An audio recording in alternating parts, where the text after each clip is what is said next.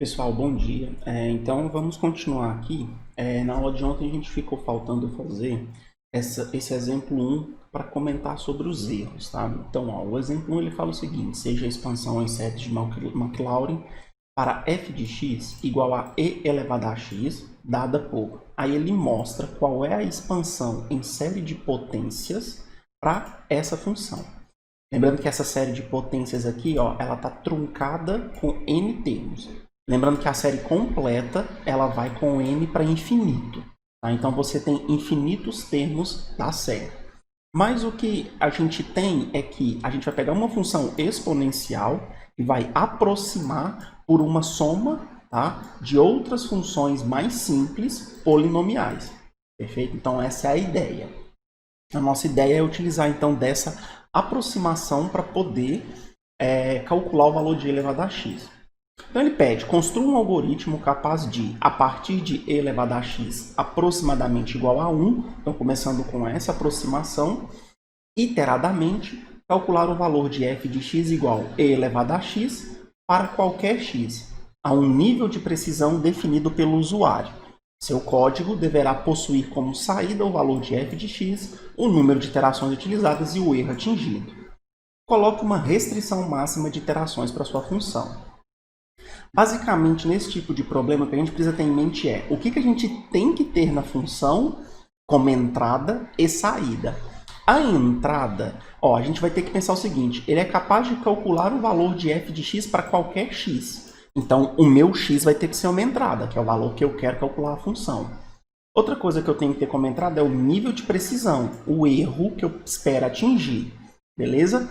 Aqui ele também colocou uma restrição máxima de iterações. Tem duas formas de eu colocar essa restrição máxima, ou como um parâmetro de entrada, ou dentro do próprio programa. Eu vou mostrar as duas coisas. Isso para a entrada. Agora, como saída, deve ser o valor da função que a gente aproximou, tá? Não é exato, e o número de iterações que a gente utilizou e o erro. Como aqui ele não falou o tipo de erro que ele quer que a gente calcule, eu vou supor que eu não conheça a priori qual o valor de e elevado a x exato que eu quero calcular. Então, eu só vou calcular um erro de aproximação. Eu não vou calcular o erro absoluto. Perfeito? Então, vamos utilizar essa expansão aqui em séries de potência para criar o nosso arquivo. Então, a primeira coisa, vamos lá no Scilab. Primeira coisa, vai no caminho, na pasta, no ambiente onde você vai deixar salvo todos os seus arquivos, beleza? O meu vai estar numa pastinha do nosso curso. Então, Scilab em curso, beleza? Então, eu vou abrir essa pasta aqui. Observem que nessa pasta minha aqui, ó, ainda não tem nenhum arquivo, tá? Como ainda não tem um arquivo, eu vou criar dois arquivos. O primeiro não vai ser da função. Vai ser só um arquivo de teste que eu vou utilizar sempre para executar os nossos códigos. Então, vai ser esse primeiro arquivo aqui. Beleza? Então, peraí, meu teclado aqui. Agora vai. Então, ó, arquivo de teste para as implementações do curso. É a única coisa. Esse arquivo aqui eu sempre vou começar com clear, com CLC, tranquilo, para a gente não ter problema. Aqui eu vou criar um ambiente para execuções das funções, porque toda função que a gente criar a gente tem que executar no Scilab. Então eu vou criar nesse ambiente aqui. Então, deixa eu fazer bem separadinho aqui. Então, toda função que eu quiser executar, eu sempre vou executar ela nesse ambiente. Vou deixar aqui separado, perfeito? Aqui eu, então, literalmente vou começar a execução. Começamos a execução dos códigos, tá? Então, eu vou sempre fazer nessa separação para a gente poder ter bem claro, tá? Quem que a gente está chamando e tudo mais.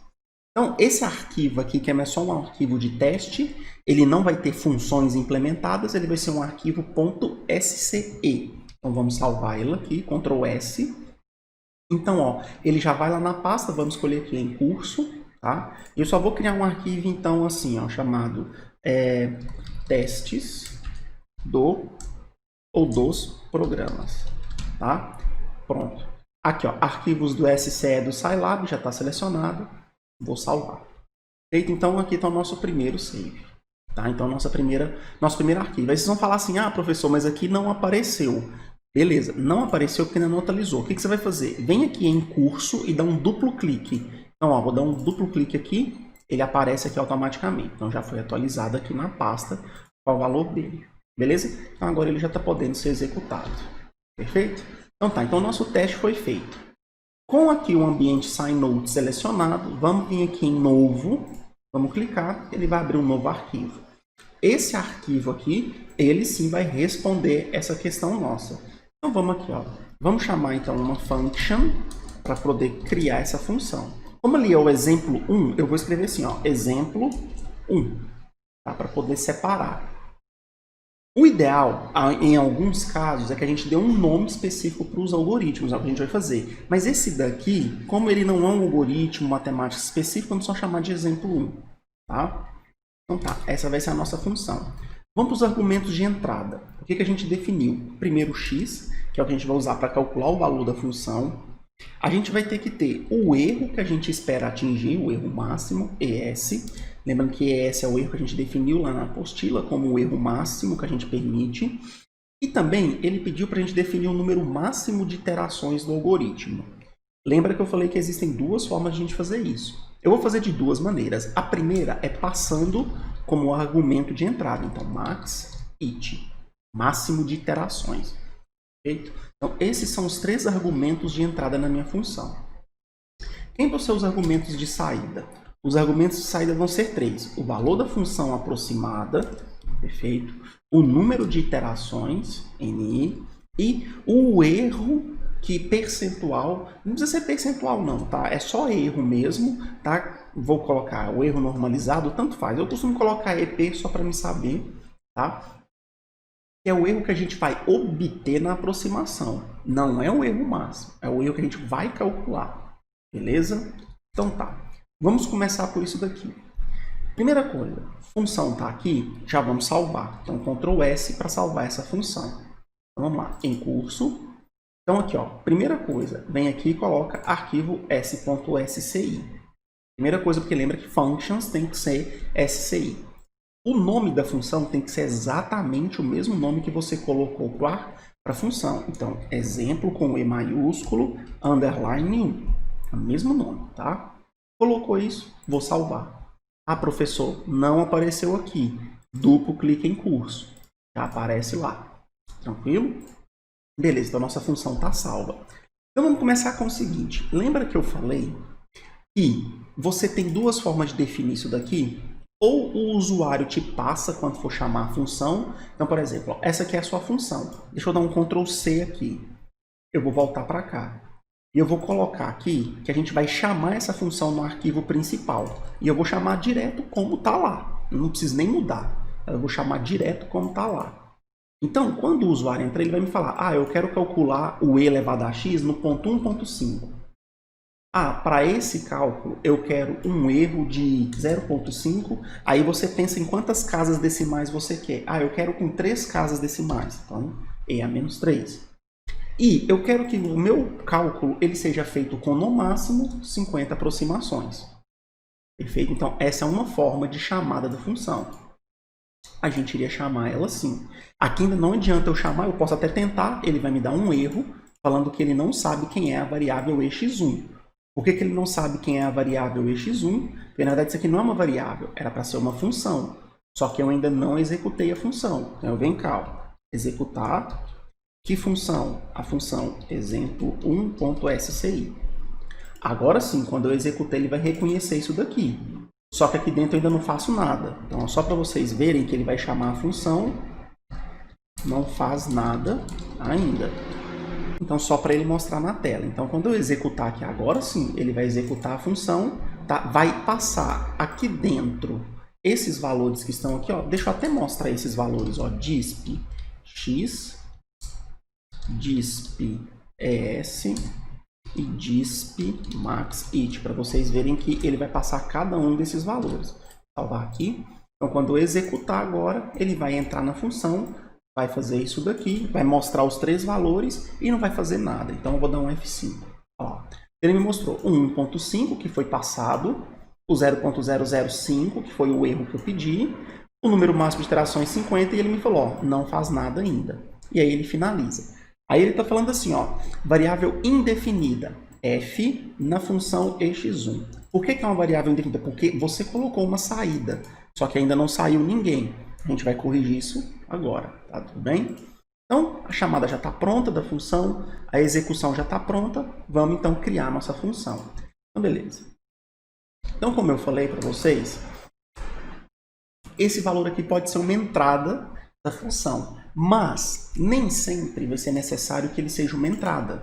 Às vezes é útil que a gente nem digite o número máximo de iterações e já deixe programado nas nossas funções qual é esse valor.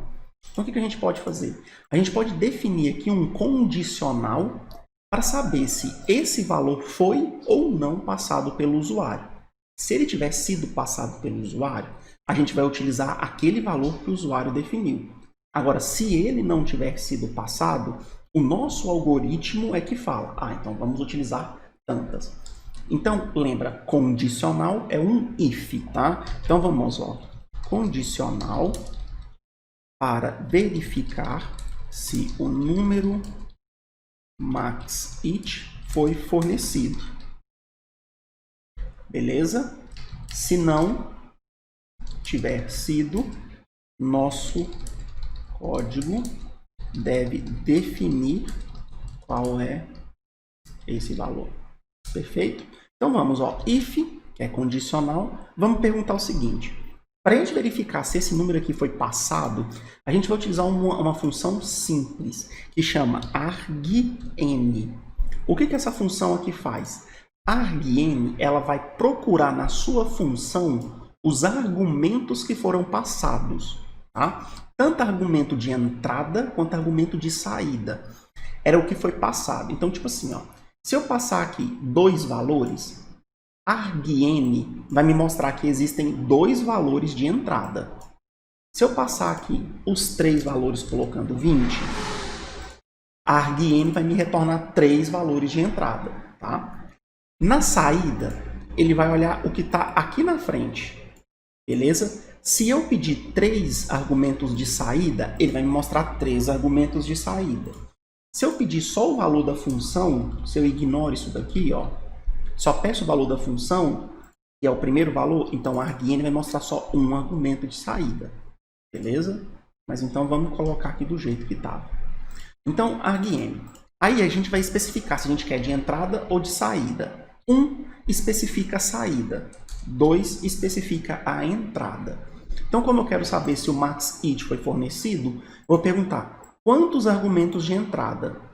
Se esse número for menor que 3, tá? Então, se forem passados somente 2, que é o mínimo, tá? Menor do que 3, então maxIt não foi passado. Então, o que eu vou fazer? Eu vou considerar ele igual a, por exemplo, 100.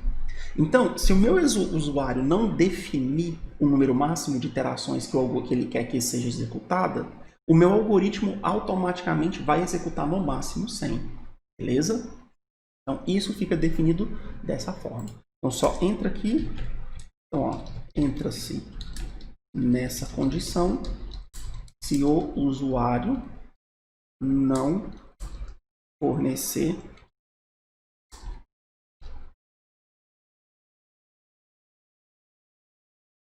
o valor maxIt. Então, é o único caso onde ele entra aqui dentro. Perfeito? Saiu daqui, a gente vai continuar. Então, vida que segue. Então, a gente vai supor que ele já passou isso aqui tudo. Primeira coisa é o seguinte, a gente tem que fazer algumas inicializações básicas.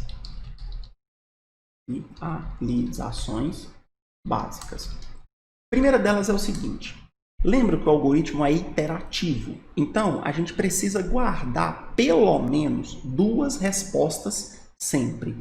Por que a gente precisa guardar 2 respostas sempre? Porque lembra que a gente precisa calcular o erro. Então, a gente vai ter que ter o valor atual e o valor anterior ao atual. E esses 2 valores eles têm que serem guardados.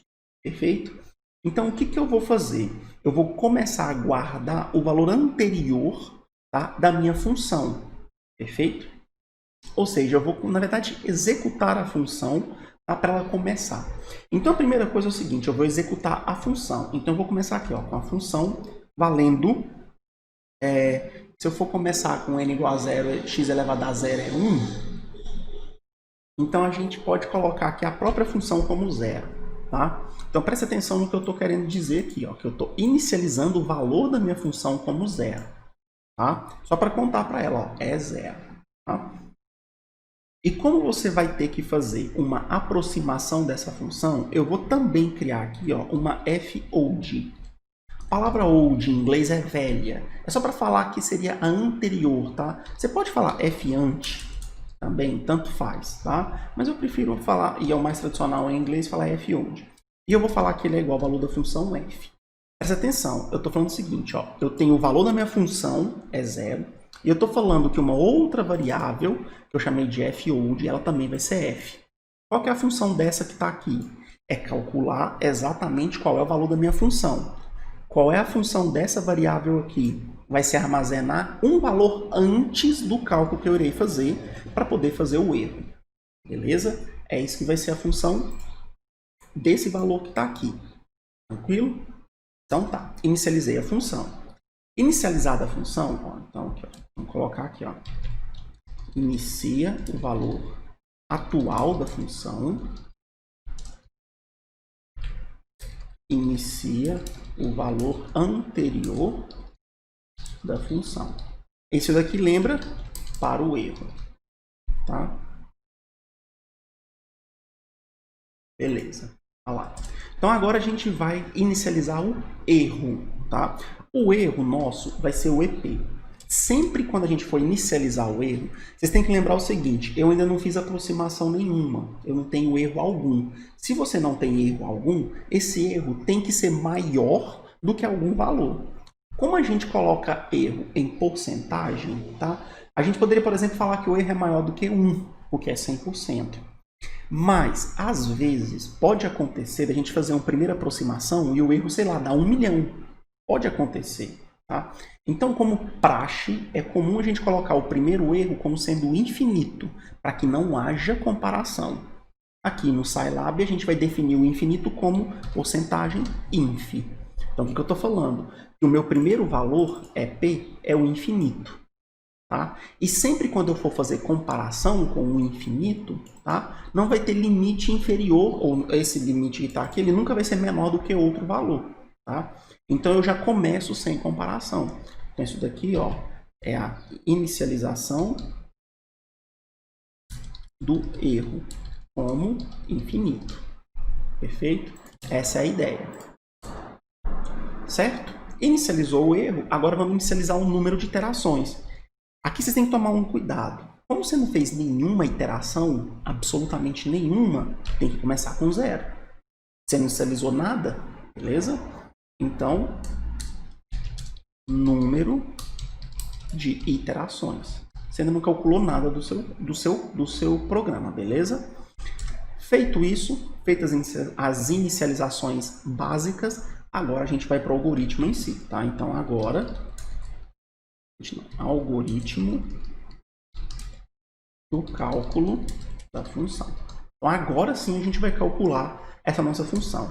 Então, preste atenção que é o seguinte. Qual que é a ideia do nosso problema? É que para aproximar e elevado a x, a gente vai criar uma soma. E essa função vai ficar somando valores a cada iteração. Então, na primeira iteração, eu tenho 1. Então, eu vou lá e armazeno 1.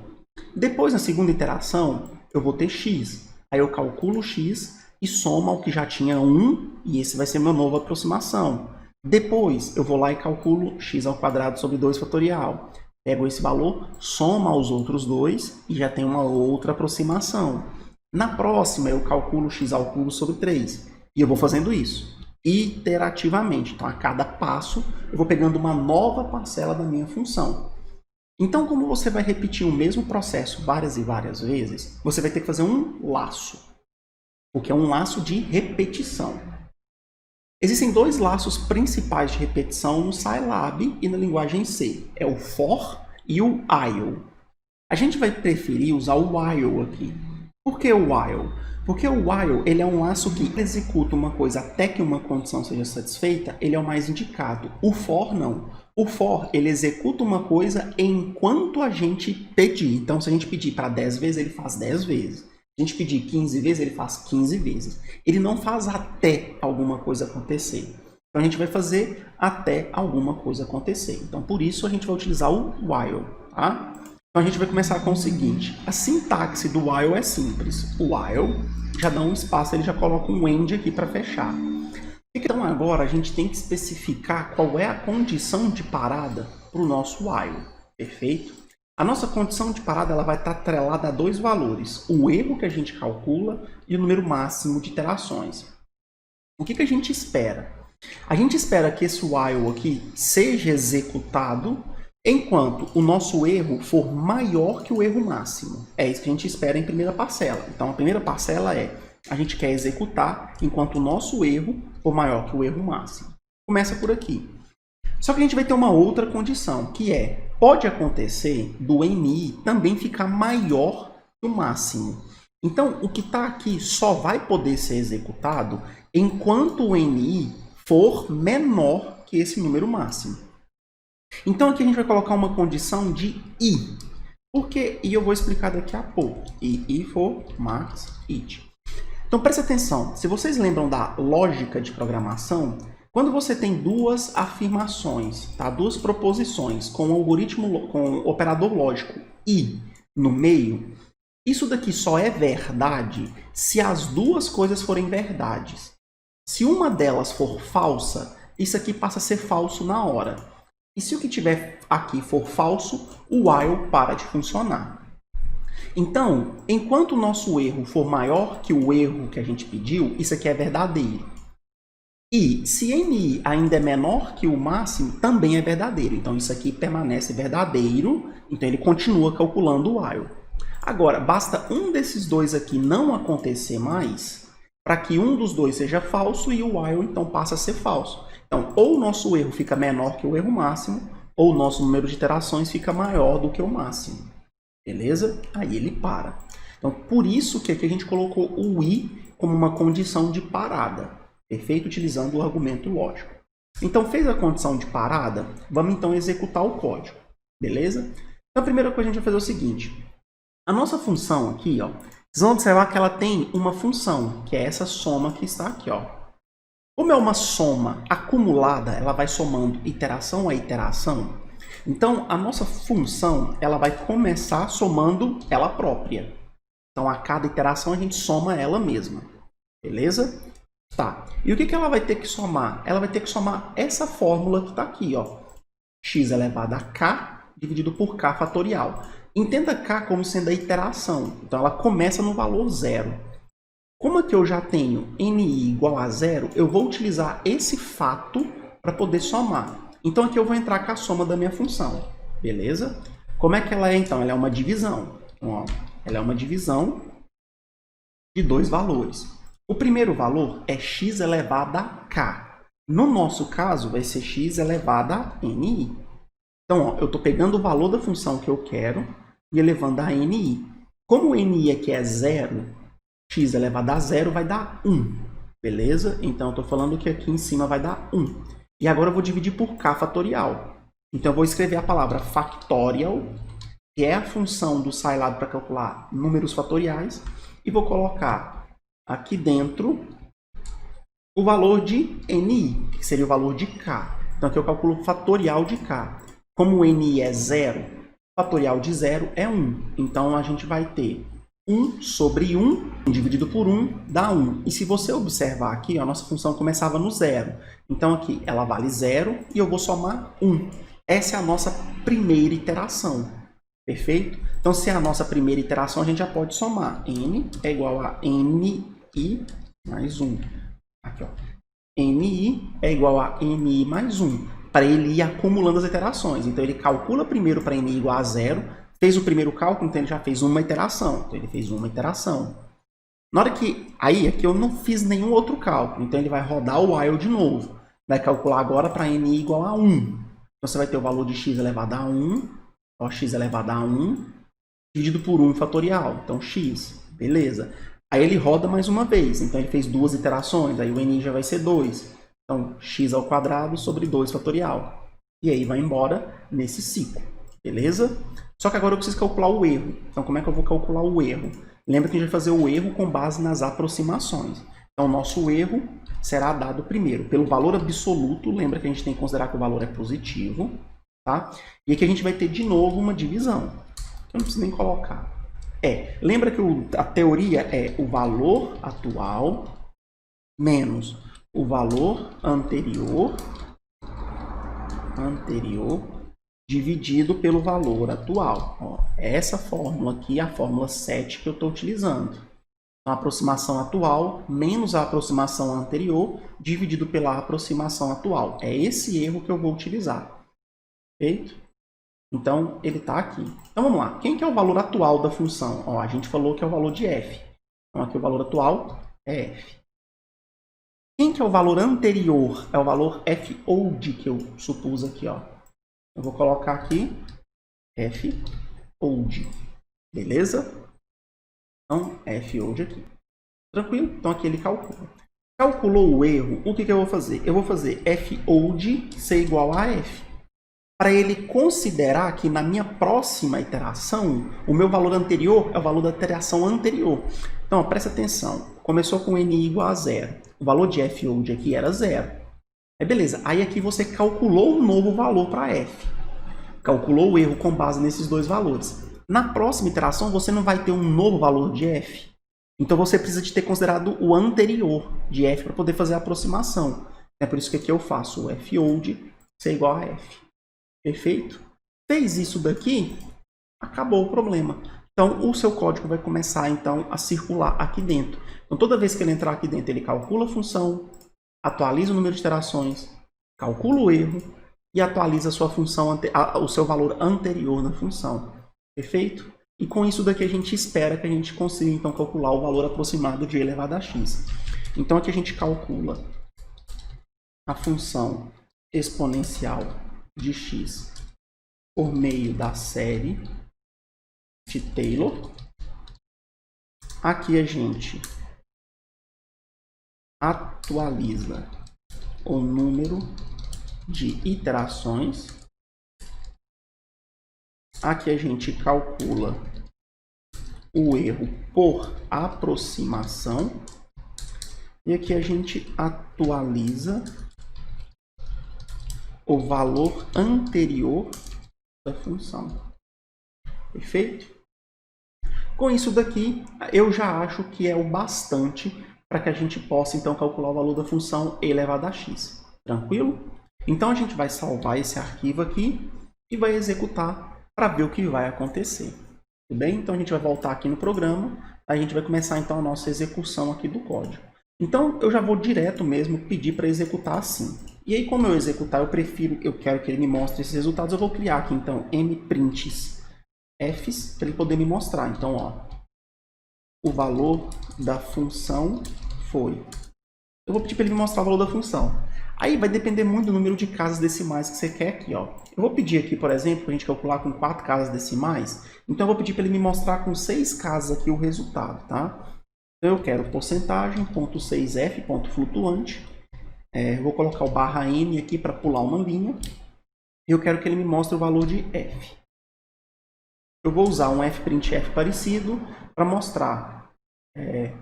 Foram feitas porcentagem de iterações.